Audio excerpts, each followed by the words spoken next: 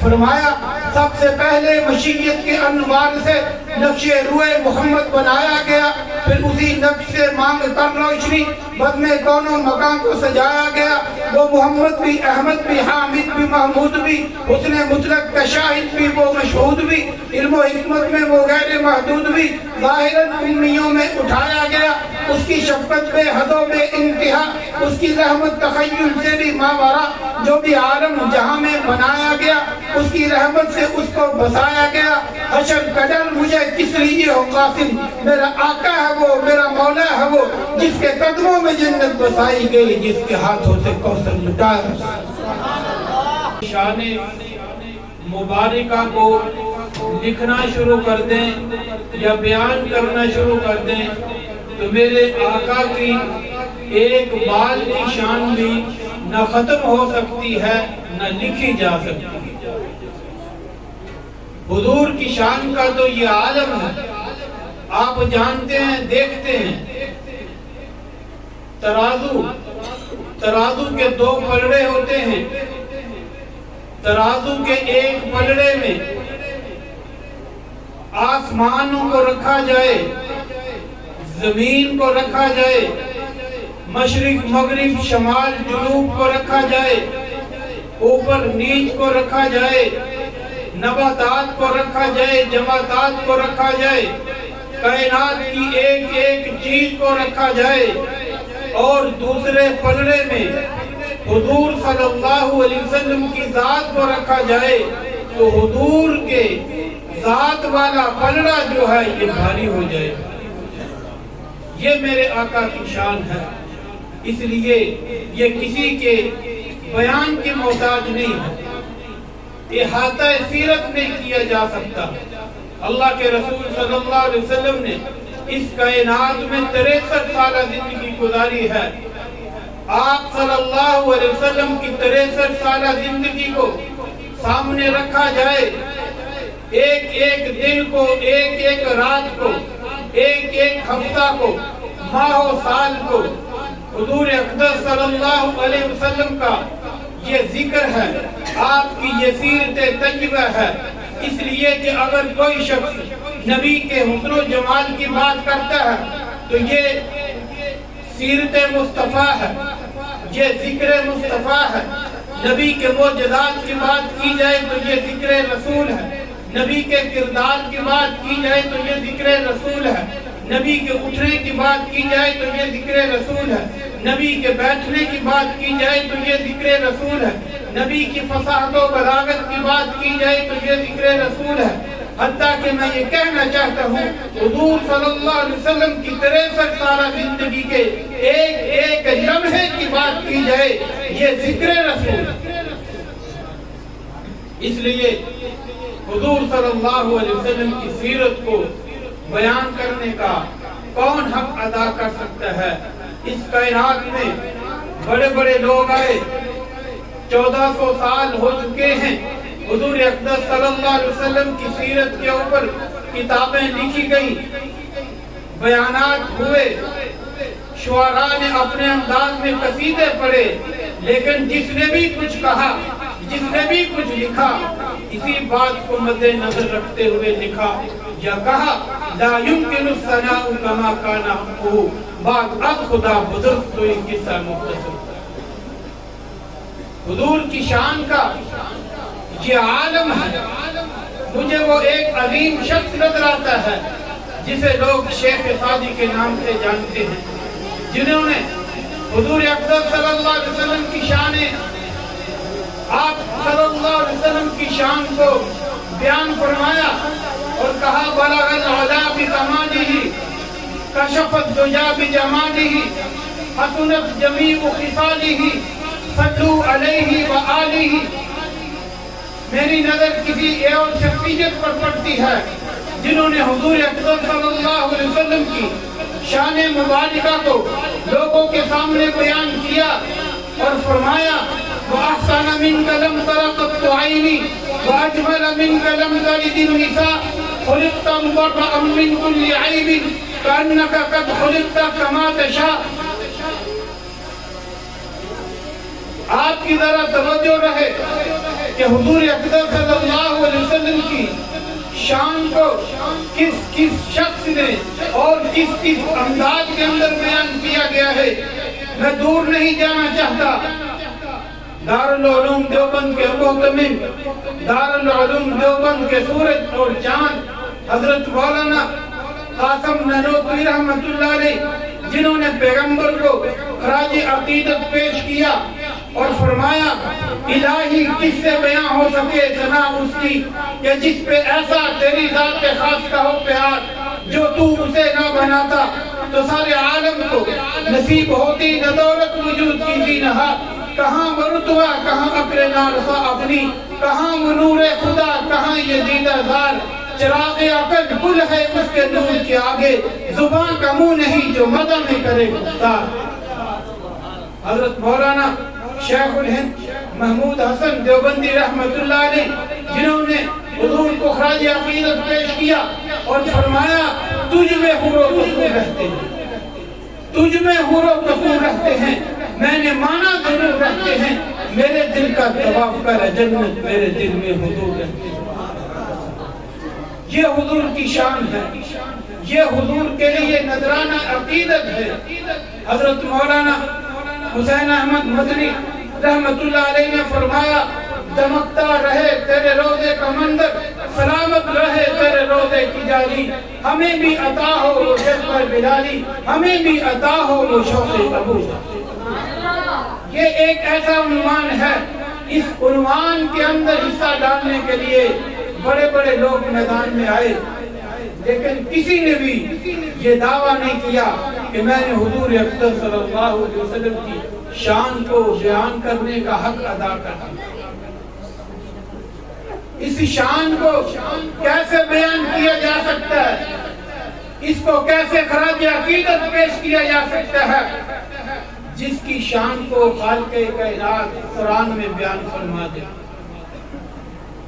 اور کہہ دے وَرَفَعْنَا لَكَ ذِكْرَكَ۔ پھر اس سے بڑی بات کسی اور کی کیا ہو سکتی ہے؟ اللہ نے خود فرمایا وَرَفَعْنَا لَكَ ذِكْرَكَ کہ اے پیغمبر ہم نے آپ کے ذکر کو بلند کر دیا ہے، آپ کے ذکر کو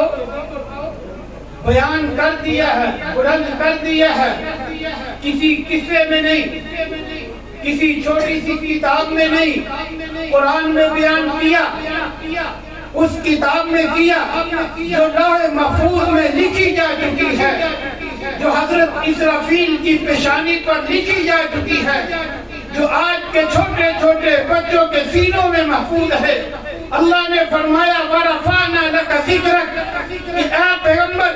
تیری شان میں نہ کوئی کمی کر سکتا ہے، تیری شان کو بیان کرنے والے ہم ہیں، تیری شان کو لکھنے والے ہم ہیں، اس لیے حضور کی شان کو نہ کوئی کم کر سکتا ہے نہ اس کے اندر کمی بیشی کر سکتا ہے، یہ اللہ نے خود بیان کیا۔ اور پھر یہ اللہ نے حضور کے لیے کیوں ارشاد فرمایا وَرَفَعْنَا لَكَ ذِكْرَكَ کہ اس لیے ارشاد فرمایا، میرے لیے نہیں فرمایا، آپ کے لیے نہیں فرمایا، دنیا کے کسی اور شخص کے لیے نہیں فرمایا، بلکہ اللہ نے اپنے محبوب کے لیے فرمایا اور اپنے نبی کی راحت کے لیے فرمایا، اپنے نبی کی خوشی کے لیے فرمایا۔ اللہ نے فرمایا وَرَفَعْنَا لَكَ ذِكْرَكَ کہ اے پیغمبر تیرے لیے تیرے ذکر کو بلند کر دیا،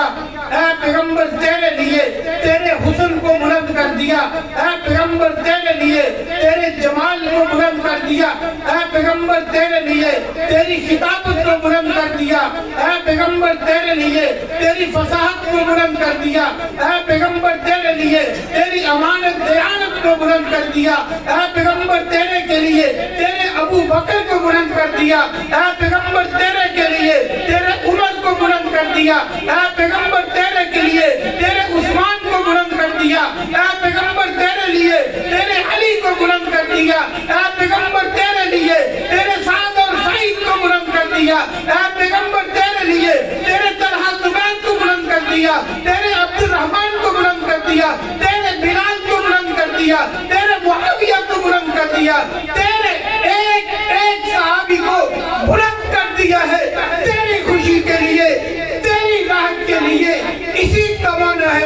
ورفعنا لك ذکرک۔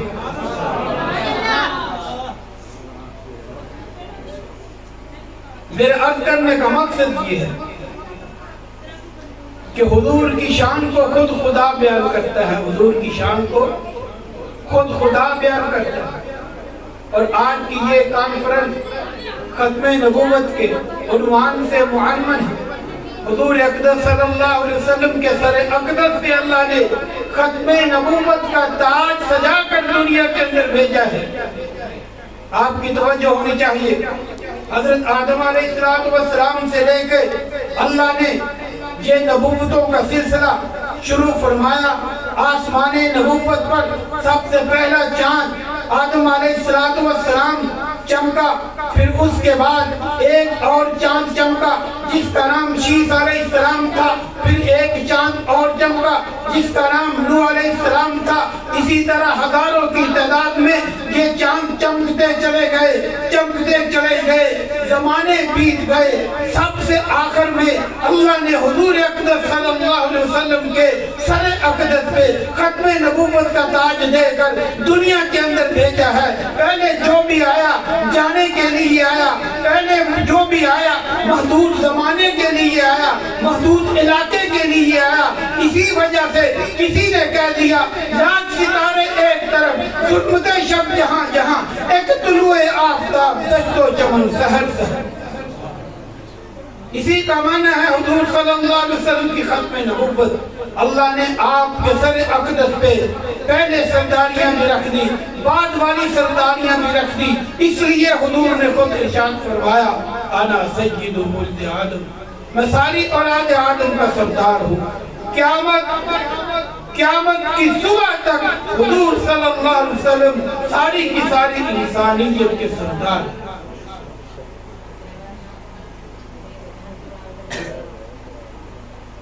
میرے دوست، حضور اقدس صلی اللہ علیہ وسلم کی ختم نبوت پر آپ علماء کرام کے بیانات سنیں گے۔ میں اپنی آخری بات کیا کہ اپنی بات کو ختم کرنا چاہتا ہوں کہ حضور اقدس صلی اللہ علیہ وسلم کتنی بڑی روشنی لے کے آئے، کتنا بڑا نور ہدایت لے کے آئے۔ اللہ نے آپ کی ذات کو ہمارے لیے مشعل راہ بنایا ہے۔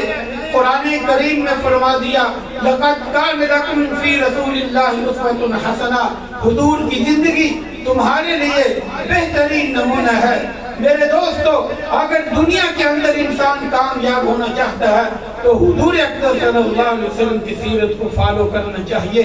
آپ کے طریقے کو آپ کے سامنے رکھنا چاہیے۔ دنیا کے اندر بھی اللہ کامیاب کرے گا، آخرت کے اندر بھی اس شخص کی کامیابی ہو۔ آپ ذرا تصورات کی دنیا کے اندر جائیے کہ حضور صلی اللہ علیہ وسلم جب ہجرت کر کے مکہ سے مدینہ طیبہ پہنچتے ہیں تو چھوٹے چھوٹے بچوں نے، بزرگوں نے، بڑوں نے، بچیوں نے آپ صلی اللہ علیہ وسلم کا استقبال فرمایا، آپ کے لیے نعتیہ کلام کہا، آپ کو خراج عقیدت پیش کیا۔ انہوں نے آپ صلی اللہ علیہ وسلم کے لیے کہا طلع القمر علینا، حضور کو طلع القمر اس جیسے الفاظ سے مخاطب فرمایا اور آپ کا استقبال کیا۔ حالانکہ آپ کے سامنے یہ بات ہونی چاہیے کہ چاند کو صرف بدر نہیں کہا جاتا، انہوں نے کہا طلع البدر علینا۔ چاند کے لیے اور بھی لفظ استعمال ہوتے ہیں، چاند کو ہلال بھی کہا جاتا ہے، چاند کو قمر بھی کہا جاتا ہے، چاند کو بدر بھی کہا جاتا ہے۔ انہوں نے طلع الہلال نہیں کہا، طلع القمر نہیں کہا، طلع البدر کہا ہے۔ اس کا معنی یہ ہے کہ آدم علیہ السلام آسمان نبوت پر ہلال بن کر ابھرے ہیں، اور آدم علیہ السلام کے بعد عیسیٰ علیہ السلام تک جتنے نبی آئے وہ قمر بن کر آئے، اور حضور صلی اللہ علیہ وسلم آئے تو بدر کامل بن گئے۔ یہی وجہ ہے کہ کسی نے کہا یوں آنے کو تو سب آئے، سب میں آئے، سب جگہ آئے، لیکن کیا کیجئے ان میں جو بھی آیا جانے کے لیے آیا، پر ایک اور صرف ایک جو آیا آنے کے لیے آیا، یہی جو آنے کے بعد آتا چلا گیا، بڑا تو بڑھتا چلا گیا، پھیلا تو پھیلتا چلا گیا۔ یہی وجہ ہے کہ آج نبوت کی سرداری میرے نبی کے قدموں میں، قیادت کی سرداری میرے نبی کے قدموں میں، حسن کی سرداری میرے نبی کے قدموں میں، جمال کی سرداری میرے نبی کے قدموں میں، امانت کی سرداری میرے نبی کے قدموں میں، دیانت کی سرداری میرے نبی کے قدموں میں، رضاعت کی سرداری میرے نبی کے قدموں میں، اٹھنے کی سرداری میرے نبی کے قدموں میں، بیٹھنے کی سرداری میرے نبی کے قدموں میں، کلمے کی سرداری میرے نبی کے قدموں میں، نماز کی سرداری میرے نبی کے قدموں میں، ہر ایک چیز کی سرداری نظر آئے گی تو میرے نبی کے قدموں میں نظر آئے گی۔ اس لیے کہ حضور صلی اللہ علیہ وسلم کو اللہ تعالیٰ نے کائنات کا سردار بنا کر بھیجا ہے، اور ختم نبوت کی سرداری، ختم نبوت کا تاج پہنا کر بھیجا ہے۔ اس لیے آج امت مسلمہ کا، امت محمدیہ کا یہ عقیدہ ہے کہ حضور صلی اللہ علیہ وسلم کے بعد کوئی نبی نہیں، حضور کے بعد کوئی نبی نہیں جس کی نبوت چل سکے، کوئی نبی پیدا نہیں ہوگا۔ اب زمانہ میرے پیغمبر کا، قیامت تک کے لیے دور میرے پیغمبر کا ہے۔ اسی وجہ سے کسی نے کہہ دیا، بلکہ میں یوں کہنا چاہتا ہوں، حضرت مولانا قاسم نانوتوی رحمت اللہ علیہ جس کے لیے قائم کی ہے، اور اس نسبت کا نام یہ ہے کہ فرمایا سب سے پہلے مشیت کے انوار سے نقش روئے محمد بنایا گیا، پھر اسی نقش سے مانگ کر روشنی بدن کونوں مکان کو سجایا گیا۔ وہ محمد بھی، احمد بھی، حامد بھی، محمود بھی، حسن مطلق کا شاہد بھی، وہ مشہود بھی، علم و حکمت میں وہ غیر محدود بھی، ظاہراً امیوں میں اٹھایا گیا۔ اس کی شفقت بے حد و بے انتہا، اس کی رحمت تخیل سے بھی ماورا، جو بھی عالم جہاں میں بنایا گیا اس کی رحمت سے اس کو بسایا گیا۔ حشر کا ڈر مجھے کس لیے ہو قاسم، میرا آقا ہے وہ، میرا مولا ہے وہ، جس کے قدموں میں جنت بسائی گئی، جس کے ہاتھوں سے کوثر لٹایا۔ واقعی دعوانا